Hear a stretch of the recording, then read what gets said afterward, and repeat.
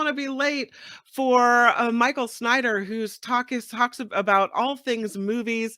Of course, he's got an article in the Marina Times, and he comes on a rainbow. Michael Snyder, welcome to the Mark Thompson Show. Well, happy 4th of July weekend, Kim, and also Albert, and obviously all of our lovely audience. Enjoy your independence, everybody. That is, unless you're totally reliant on someone else, then I wish you a happy Dependence Day.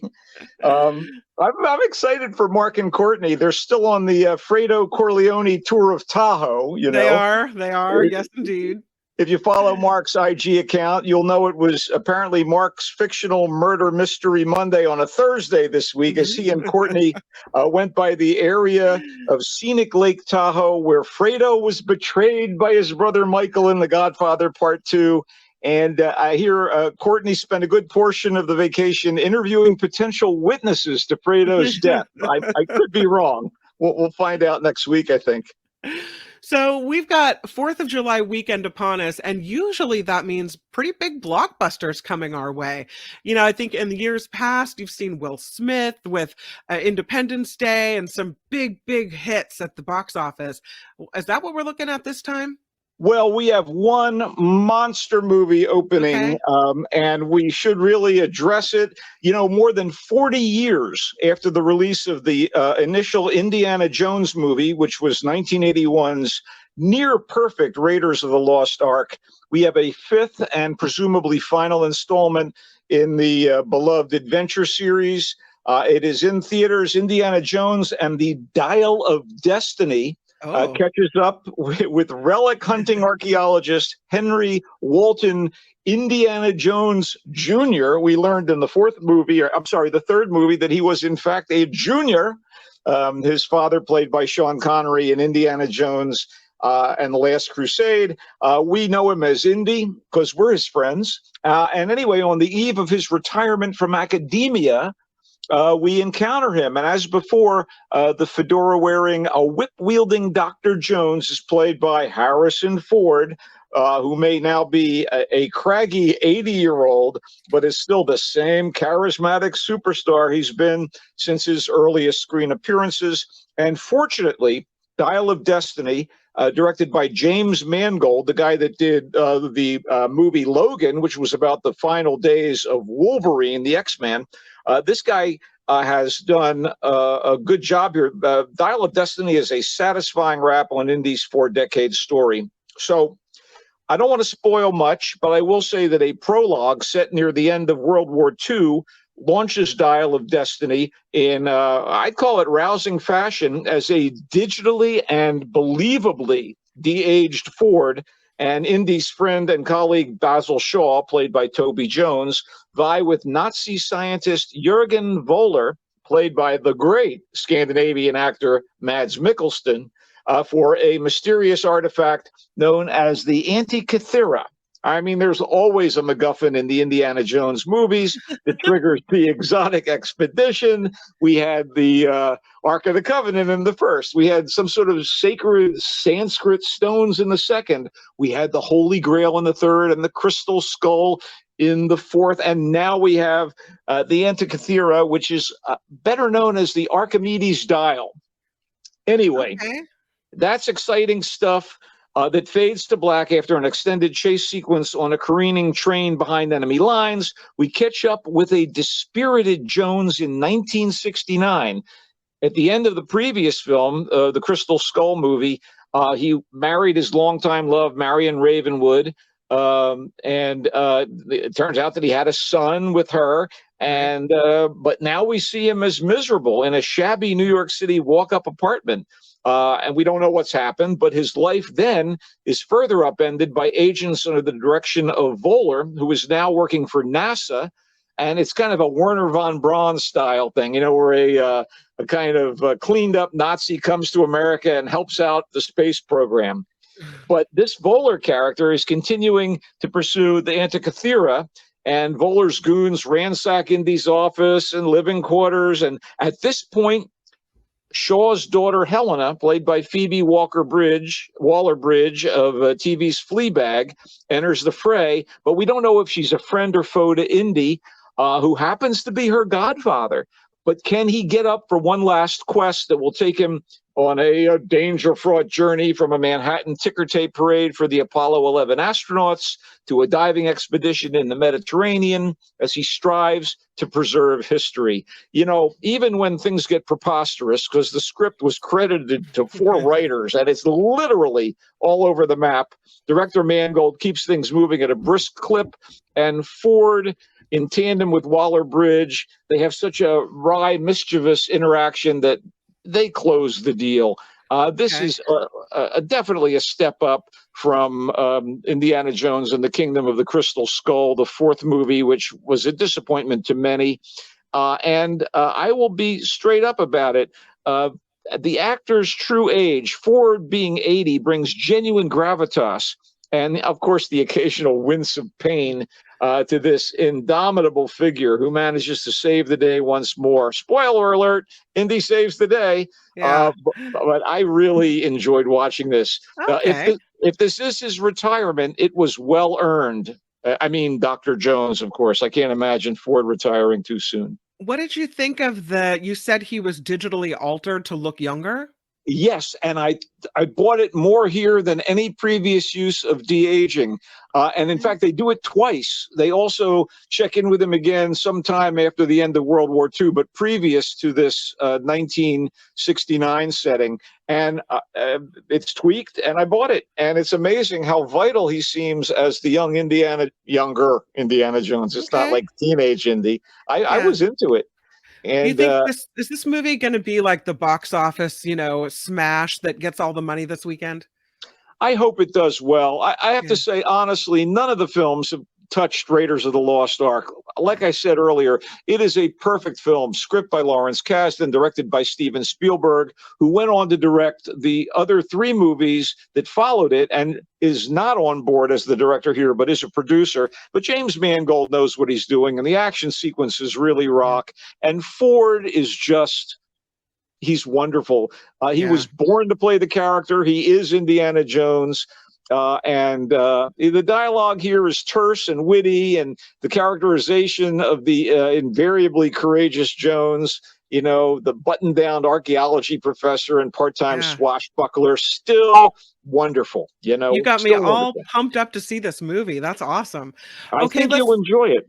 Let's move on to the teenage Kraken movie. All right. Ruby Gilman, Teenage Kraken, is a new feature film from DreamWorks Animation, the studio behind the Shrek, Kung Fu Panda, and How to Train Your Dragon movie franchises. As potential franchises go, Ruby Gilman, Teenage Kraken probably won't approach the heights of those others. Look, it's not terrible. It's not great. There are a couple of lively action sequences here with a few laughs from snappy dialogue delivered by a game cast with a couple big names. I wasn't particularly fond of the animation, which pretty much looks like it came out of the rubbery, rounded Cal Arts style that became flavor of the decade via its use in well-regarded Cartoon Network shows like Adventure Time and Steven Universe. This is an overt and literal fish out of water coming of age movie about the Gilmans, a nuclear family in a royal line of mythical sea creatures. So the Gilmans are living on land in a charming oceanside town and passing as human, despite being blue and having kind of finny ears. So teenage daughter Ruby, voiced by Lana Condor, wants to go to prom with her crush, a skateboard riding good guy, but her mom, voiced by Toni Collette, fears that the family's secret will be revealed since apparently puberty may well trigger the girl's transformation into a gigantic kraken, which would undermine the Gilmans' assimilation into human society. So Ruby and her mom are part of a line of Kraken queens, including Grandmama, voiced by no less than Jane Fonda, and they are dedicated to protecting the ocean from threats such as the one that shows up as the movie progresses. So will Ruby embrace her destiny, On the more conventional side, will she actually be able to go to prom with her dream date, despite the arrival of a potential rival for Skater Boy, new girl in school Chelsea, voiced by Annie Murphy of Schitt's Creek? The world building is kind of soggy, pardon me, and the more familiar teen angst elements are trundled out as one might expect. But as contrived as it is, Ruby Gilman Teenage Kraken, which was directed and co-written by Kirk D'Amico, strikes me as okay, if ultimately unmemorable family entertainment. I do believe it's something you want to maybe wait for streaming. Yeah. It's not great, but again, it's hard to hate on it, you know? Yeah. Okay. Okay, but unmemorable family entertainment. That's what we'll That stick with.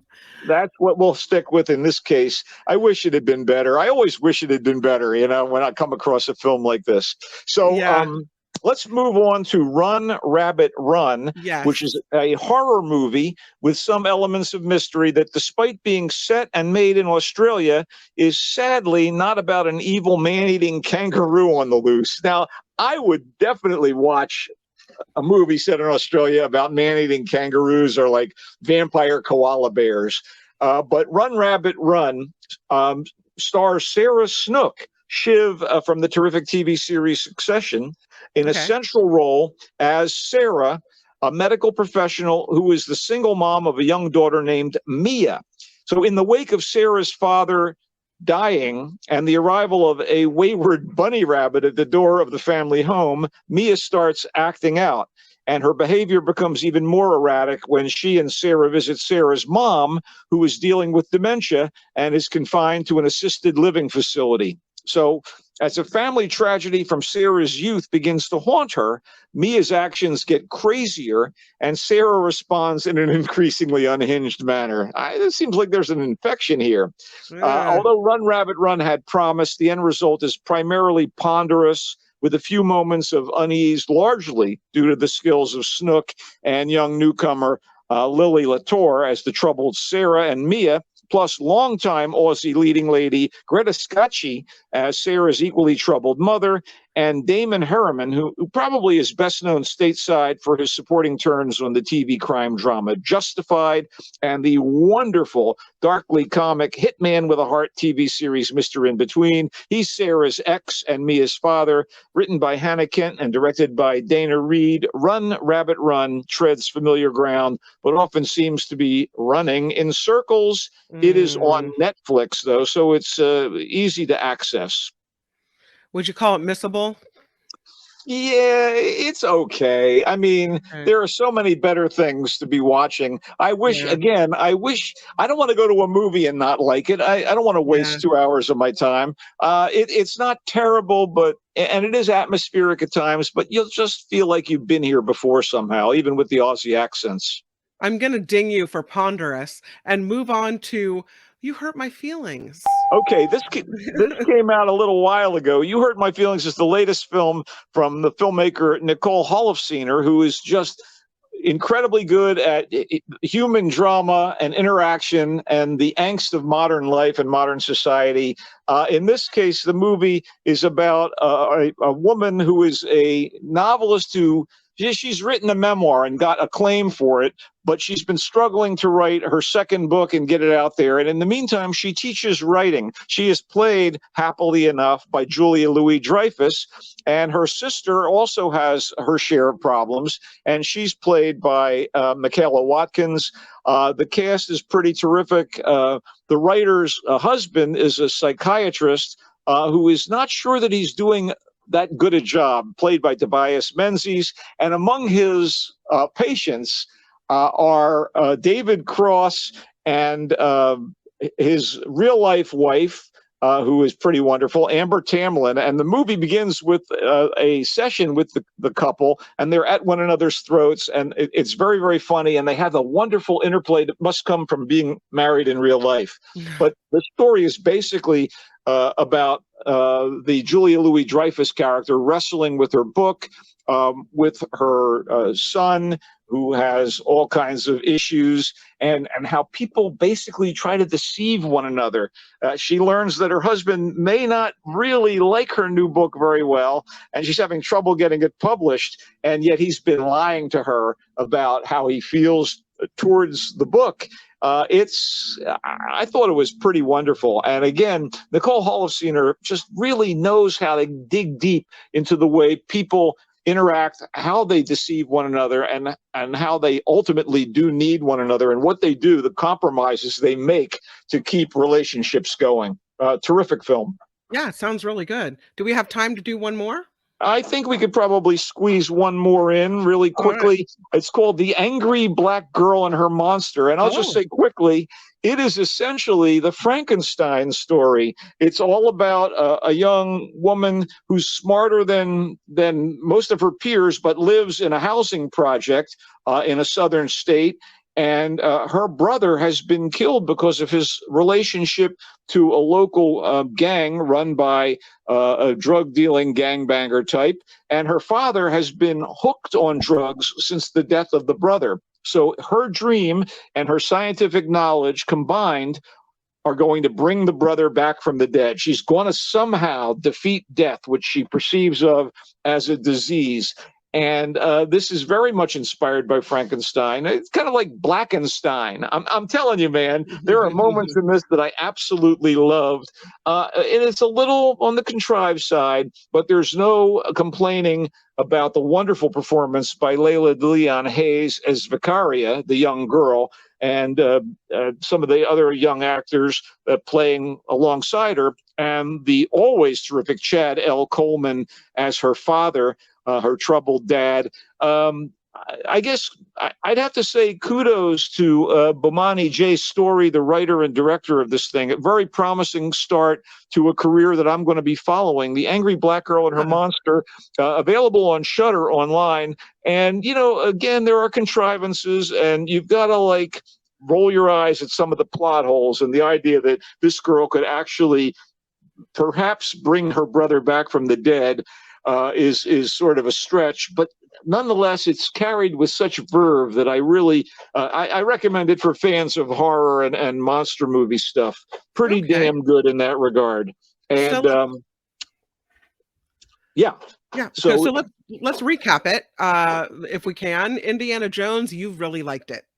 I'm going to go see it because of what you said today. Ruby Gilman, the teenage Kraken, okay. You thought it was unmemorable, really. It has its moments. It's family entertainment. That's not terrible. Yeah. Run, Rabbit, Run, you called it missable? Yeah. Yeah. You Hurt My Feelings, you loved it. I thought it was beautifully done. And The Angry Black Girl and Her Monster, contrived but cool. A lot of promise there. It's funny, she has a little notebook that says The Modern Prometheus, which was the subtitle to Mary Shelley's Frankenstein novel. I do want to also quickly say, before we bail out, a few of the audience members here at the Mark Thompson Show were like, Michael, what's the deal with season 2 of The Bear? And I can tell you that season 2 of The Bear is not only on my radar, but it has been a total pleasure watching it. It's the second series of this outrageously good foodie dramedy from creator, writer, director Christopher Storer about a family-run Chicago beef sandwich shop. And after a bout of mismanagement, the shop becomes the responsibility of Carmi Berzatto, the family's wayward son, who had become a Michelin-starred chef and returns home to his roots to take over the business. And what happens over the course of these 2 seasons is absolutely wonderful and enthralling. The actors are terrific. Jeremy Allen White as Carmi, Eben Moss-Bacharach as his cousin Richie, Ayo Edebiri as Sydney, a young woman who starts working for the family at the shop and turns out to be a very skilled chef on her own, and Abby Elliott from SNL, Oliver Platt. There are supporting guest stars that include John Bernthal, Joel McHale, Alex Moffat, and Will Poulter. You'll laugh, you'll cry, you'll salivate, because the food scenes are just delicious. And it's called The Bear? The Bear, and it's on FX and Hulu. Okay. Great stuff there. You had a question from Square. He wanted to know if The Black Girl and Her Monster is on Prime, but I think you said Shudder, right? I think it's on Shudder and via Crypt TV. I just run a search, people. Okay. Oh, hey, by the way, Google it. The great, yeah, Google it. The sci-fi series that I have most doted on this year, Silo, has ended its first season today on Apple TV with a cliffhanger. And just a little side note, I've been enjoying the hell out of the animated series Clone High on Max, created by Phil Lord, Christopher Miller, both from Spider-Verse and Lego movies, and sitcom vet Bill Lawrence. It suggests what happens when mad scientists decide to clone famous people from history, and when they reach teenage, throw them together in a high school. And it is the love triangle of JFK, Joan of Arc, and Abe Lincoln is worth the trip. It's hilarious and very, very pointed and very, very contemporary and topical in how it approaches these characters and their histories. Michael Snyder, the Culture Blaster. People can find you at Culture Blaster and the Marina Times as well, correct? You are correct. A more extensive discussion of the Indiana Jones movie and its predecessors in the Marina Times July issue. And it's always a pleasure, Kim. I wish you and your family a lovely holiday weekend. You too. And thank you for bringing a little lightness and fun to our Friday, Michael Snyder. My pleasure. Go Giants, everybody. And that is Michael Snyder. Thank you to... Hi, it's Mark, and I thought that was great. Hit the notification bell. You'll know whenever there's a new video being dropped, and please subscribe to our channel to help us save the universe.